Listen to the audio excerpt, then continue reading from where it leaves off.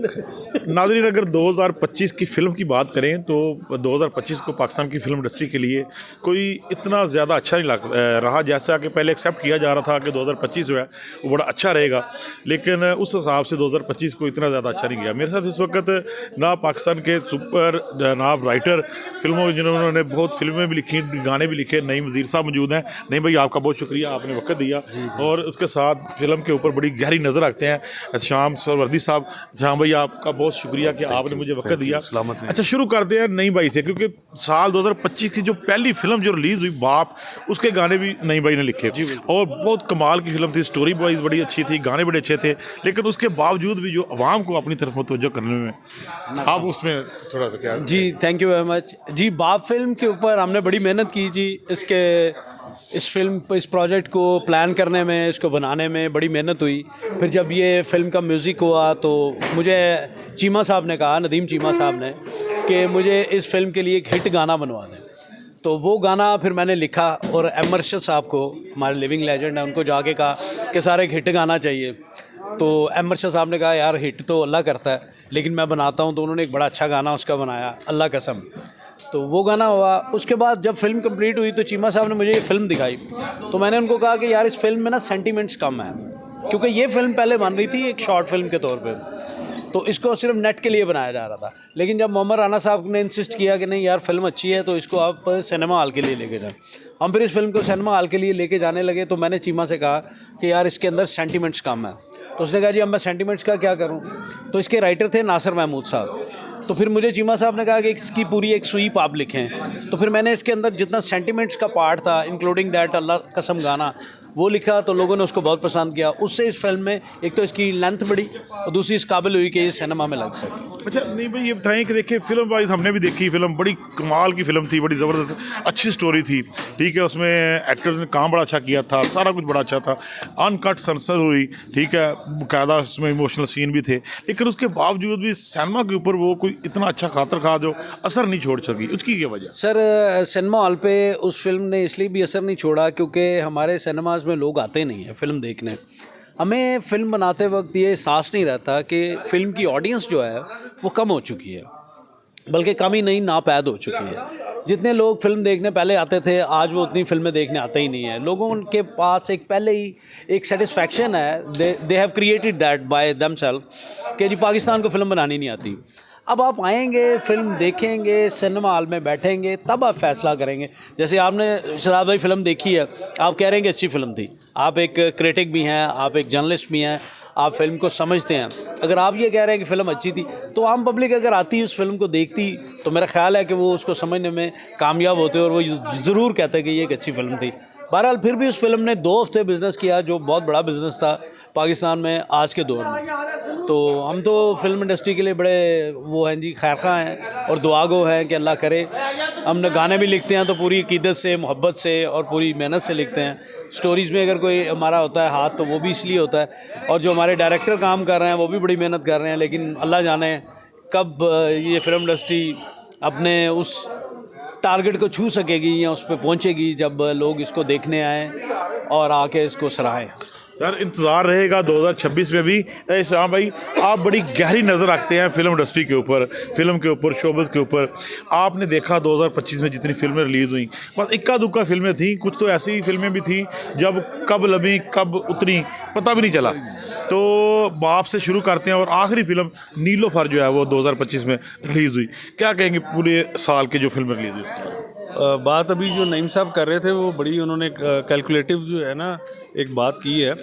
Overall जो film का एक एटमॉस्फेयर होता है और लोग जिस तरह जोशो खरोश से पहले सिनेमा जाके फिल्म देखते थे, अब उनके अंदर वो बात नहीं है।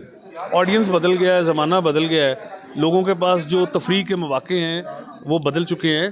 पहले एक ही अल्टीमेट मीडियम था सिनेमा, जहाँ लोग जाके फिल्म देखते थे, मौसीकी सुनते थे, एक्टिंग को सराहते थे और एक आर्टिस्टों का एक स्टारडम होता था, उनके वो फैंस होते थे।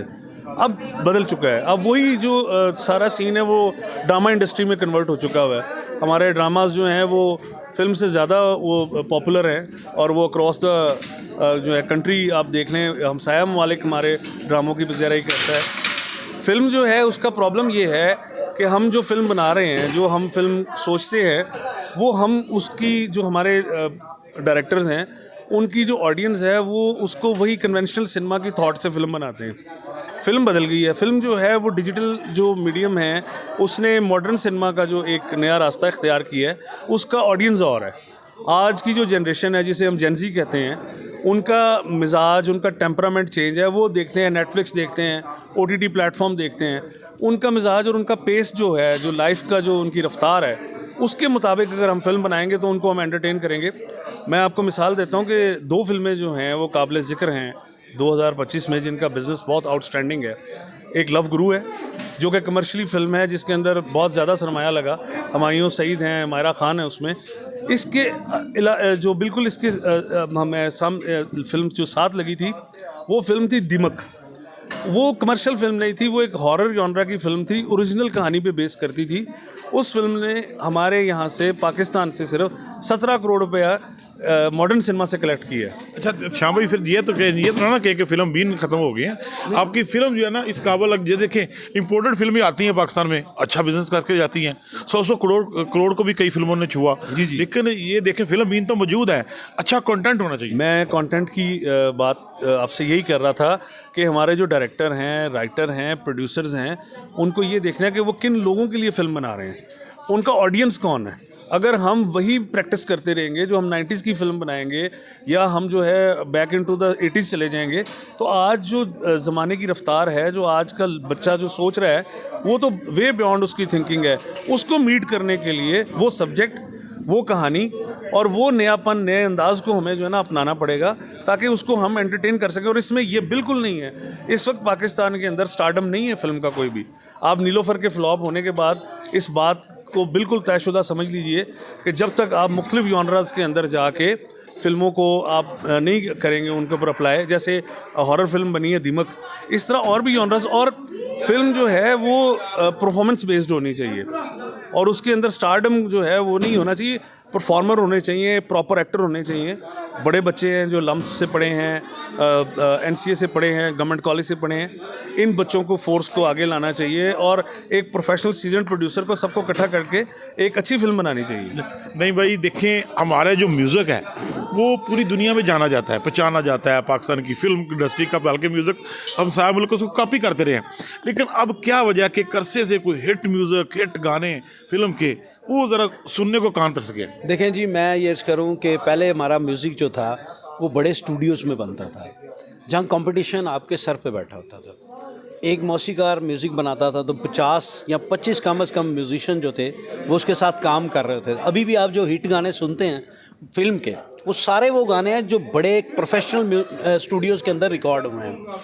अब स्टूडियो हो गया एक कमरे का, एक मौसीकार है वो खुद ही बनाता है, एक ही कमरे में बैठ के वो सुनता है, अपनी सेटिस्फेक्शन के साथ वो चीज़ करके बाहर भेजता है, वो एक हफ्ता नहीं चलते। तो गाना बनाने के लिए आपको मल्टी ब्रेन्स को काम करना पड़ता है। आप जब म्यूजिशियंस, लाइव म्यूजिशियंस को इकट्ठा करते थे तो आप उनके सामने अपनी स्किल को प्रूव करने के लिए आप उनके लिए अच्छा म्यूज़िक क्रिएट करते थे कि वो बजाएं और उसको लेके चलें। आप रॉबिन गोश साहब का काम सुन लें, आप हमारे निसार बज़मी साहब का काम सुन लें, आप मेरे वालिद साहब बख्शी वज़ीर साहब का काम सुन लें, आप नज़ीर अली साहब का काम सुन लें, आप ख्वाजा खुर्शीद अनवर साहब का काम सुन लें, वजाहत अत्रे साहब का काम सुन लें। ये वो लोग थे जिन्होंने इस इंडस्ट्री को, इवन जुल्फ़कार अली साहब, मैं खुशकिस्मत हूँ कि 2025 में मुझे मौका मिला जुल्फ़कार अली साहब के साथ आखिरी गाना मैंने लिखा फिल्म वेलकम टू पंजाब के लिए। तो ऐसे लोग जो मायानाज लोग थे, जो इस चीज़ पे बिलीव नहीं करते थे कि वन रूम स्टूडियो और इसके अंदर हम काम करें और हमें कोई सुनने वाला ना हो, तो इसलिए स्टूडियो में अब स्किल्स नहीं रह गई। वो जो म्यूज़िक डायरेक्टर्स की एक वास्ट सोच थी आम पब्लिक के लिए, मुझे याद है मैं अपने वाले साहब से पूछता था कि व्हाट इज़ द क्राइटेरिया कि हिट सॉन्ग होगा, तो वो कह रहे थे यार मैं गाना बना के ना ये सोचता हूँ कि खुसरा गा ले, क्योंकि उस वक्त एडवर्टाइजिंग मीडियम था, ये जो हेजड़े जाते थे गलियों में नाचने के लिए, तो वो कहते थे अगर वो गा लेगा ना तो आम पब्लिक भी गाएगी इसको। तो इसलिए गाने का कोई ना कोई पैटर्न होता था, कोई ना कोई उसकी सोच होती थी जिसको लेके चलते थे। आज वही सिंगर है, वही म्यूज़िक डायरेक्टर है, वही सारा म्यूज़िक बना रहा है वन मैन, तो वन मैन का गाना फिर वन मैन ही सुनेगा सर, ज़्यादा तो नहीं। आप 2026 को किस तरह देख रहे हैं? फिल्म इंडस्ट्री को थोड़ा सा रिवाइवल होता देख रहे हैं कि या 2026 भी 25 की तरह गुजरेगा? सर 2026 में मैं देख रहा हूँ कि इंशाल्लाह अभी जो मेरी फ़िल्म सैयद नूर साहब के साथ आ रही है ललकारा सिंह इन लाहौर, उसके गाने, उसकी स्टोरी उसका म्यूज़िक अरशद साहब ने बहुत अच्छा म्यूज़िक दिया है, और मैं समझता हूँ कि सैयद नूर साहब हमारे पाकिस्तान के वो डायरेक्टर हैं जिनको फ़िल्म का म्यूज़िक बनवाना आता है, ही नोज़ द म्यूज़िक। तो इंशाल्लाह वो फ़िल्म पाकिस्तान की इंडस्ट्री को बहुत बड़ा सहारा देगी, और नए लोग आ रहे हैं। मैं ये समझता हूँ कि अब ये पुराने ब्रेन्स का काम नहीं रह गया सर। अब जो नई जनरेशन आएगी, जो काम करेगी, वो काम इंशाल्लाह ज़रूर क्लिक होगा और ये इंडस्ट्री ज़रूर सर्वाइव करेगी। अच्छा भाई, 26 कैसा रहेगा फिल्म के लिए? 26 जल्द वाइंड अप करना बस। फिल्म जो है वो 26 जो है 27 है, फिल्म प्रॉपर बनेगी, प्रॉपर ऑडियंस को कन्विंस करेगी, फिल्म चलेगी। इसी तरह लेजेंड ऑफ मौला जट भी बनी, उसने पाकिस्तान में क्या पूरी दुनिया में रिकॉर्ड कायम किया। मैं बड़ा होपफुल हूँ और अच्छी फिल्म बनेगी, लेकिन हमें सही ऑडियंस को टारगेट करके प्रोफेशनली फिल्म बनानी पड़ेगी, और उनके लिए जो फिल्म देखने आते हैं उनके लिए ही बनानी चाहिए। ये नहीं कि 80 के, दहाई के या 90 के लोग आके देखेंगे। जी नाज़रीन, जब तक प्रोफेशनल फिल्म नहीं बनेगी, लोगों की नफ्सियात को देखकर फिल्म नहीं बनाई जाएगी, तब तक फिल्म इंडस्ट्री का रिवाइवल मुश्किल है। मिलते हैं अगले प्रोग्राम में, हमारे साथ रहिएगा।